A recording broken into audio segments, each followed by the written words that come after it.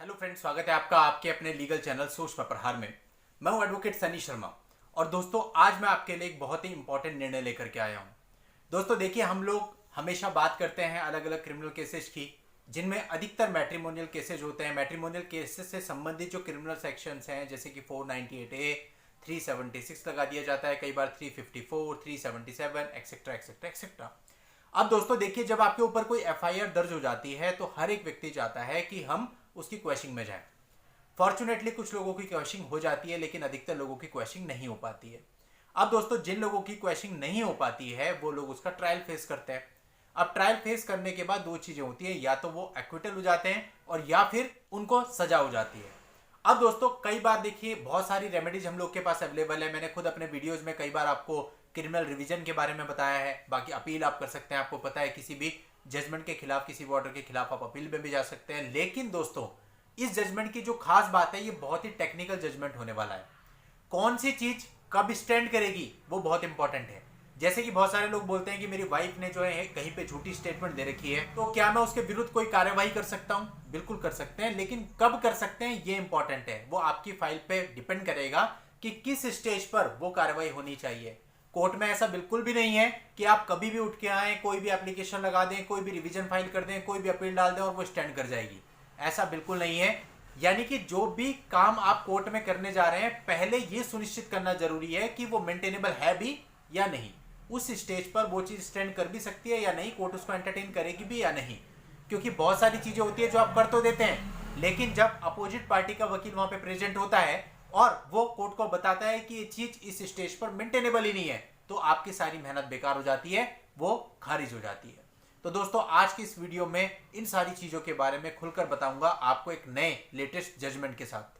ये जजमेंट अभी हाल ही का इसी महीने का 6 सितंबर 2021 का जजमेंट है। दोस्तों देखिए, आप में से अधिकतर लोगों पर कोई ना कोई क्रिमिनल केस जरूर चल रहा है। अब जो वो क्रिमिनल केस चल रहा है जो कि मैट्रिमोनियल विवादों से उपजा, अब उसके लिए अगर आप उसको डील कर रहे हैं तो आपको ये सारी चीजें पता होनी बहुत ही जरूरी है। बहुत इंपॉर्टेंट वीडियो होने वाला है दोस्तों, बिल्कुल भी स्किप मत करना, आखिरी तक वीडियो में बने रहना। अभी तक भी चैनल को सब्सक्राइब नहीं किए हो तो चैनल को सब्सक्राइब करके नोटिफिकेशन बेल पर क्लिक कर दें, क्योंकि आप जब सब्सक्राइब करते हैं तो आपके सब्सक्राइब करने के बाद ही हमारा हौसला बढ़ता है कि अगले दिन फिर हम अपने 5-6 घंटे इस चीज में इन्वेस्ट कर सकें। तो इसलिए दोस्तों आपका सपोर्ट बहुत जरूरी है। चलिए दोस्तों, मामले को समझते हैं। हर मामले की तरह यहां भी पति के ऊपर और उसके घर वालों के ऊपर कुछ आरोप थे और आरोप लगा करके उनके ऊपर मुकदमा कायम था। अब दोस्तों जब मुकदमा चला, मुकदमे का ट्रायल उन लोगों ने पूरा झेला और मुकदमे के ट्रायल के बाद अपोजिट पार्टी नंबर 2 से लेकर के 6 तक सभी लोगों को 498A आईपीसी और डीपी एक्ट के जो आरोप थे उनसे मुक्त कर दिया गया, उनका एक्विटल कर दिया गया। अब दोस्तों समझने की बात यह है कि जब भी कोई ऐसा क्रिमिनल केस होता है, यानी कि वाइफ की तरफ से 498A दर्ज कराया गया, उसमें और भी धाराएं थी, तो ये एक स्टेट केस होता है। यानी कि इसको स्टेट चला रहा होता है, पुलिस चला रही होती है। वाइफ एक तरह से इसमें इनएक्टिव होती है, वो बिल्कुल अपने घर पे बैठ जाती है। 164 के बयान के बाद केवल जब उसकी गवाही वगैरह होती है तभी आती है, लेकिन जो मेन रोल होता है वो स्टेट का होता है, तो स्टेट इसे लड़ रहा होता है। तो इस मामले में स्टेट ने इस जजमेंट के खिलाफ एक क्रिमिनल अपील फाइल करी कि भाई ये जो एक्विटल हुआ है ये गलत हुआ है। स्टेट ने क्रिमिनल अपील फाइल कर दी। अब दोस्तों ये जो क्रिमिनल अपील स्टेट के द्वारा डाली गई, कोर्ट ने सारी चीजों को मद्देनजर रखते हुए ये माना कि एक्विटल का फैसला सही है और स्टेट की इस अपील को खारिज कर दिया। अब दोस्तों इसके बाद जो पिटिशनर थी, यानी कि जिसने 498 दर्ज कराया था, उनकी जो वाइफ थी, उसने अपनी तरफ से क्रिमिनल रिवीजन फाइल करी इस जजमेंट के खिलाफ। अब यहां से दोस्तों मेन मुद्दा आता है। मुद्दा आता है लॉ पॉइंट का, मुद्दा आता है मेंटेनेबिलिटी का, कि ये चीज जो वो क्रिमिनल रिवीजन फाइल कर रही है मेंटेनेबल है भी या नहीं।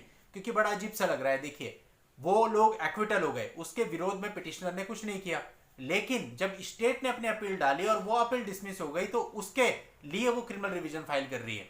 तो कहने का मतलब थोड़ा सा डाउटफुल तो है ही। अब इसको समझते हैं कि यहां पर क्या दलीलें दी गई। अब दोस्तों इसमें जो अपोजिट पार्टी के वकील साहब थे, उन्होंने कहा कि भाई जो वाइफ थी उसने जो जजमेंट हुआ था एक्विटल का, उसके खिलाफ कोई अपील नहीं डाली। स्टेट ने अपील डाली लेकिन वाइफ ने कोई अपील नहीं डाली। और जो वाइफ थी उसकी तरफ से उस जजमेंट के खिलाफ अपील फाइल होनी चाहिए थी, ना कि अब इस स्टेज पर क्रिमिनल रिवीजन फाइल होनी चाहिए थी।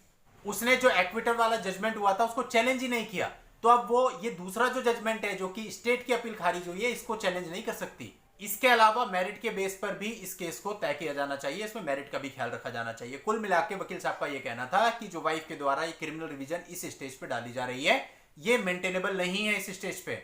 अब जो पिटिशनर यानी वाइफ के वकील साहब थे, उन्होंने कोर्ट को बताया कि भाई इसमें स्टेट और पिटिशनर दोनों पार्टी होती हैं, तो अगर स्टेट ने अपनी तरफ से अपील डाल दी थी तो जरूरी नहीं है कि पिटिशनर अलग से इंडिपेंडेंटली अपनी तरफ से अपील डाले।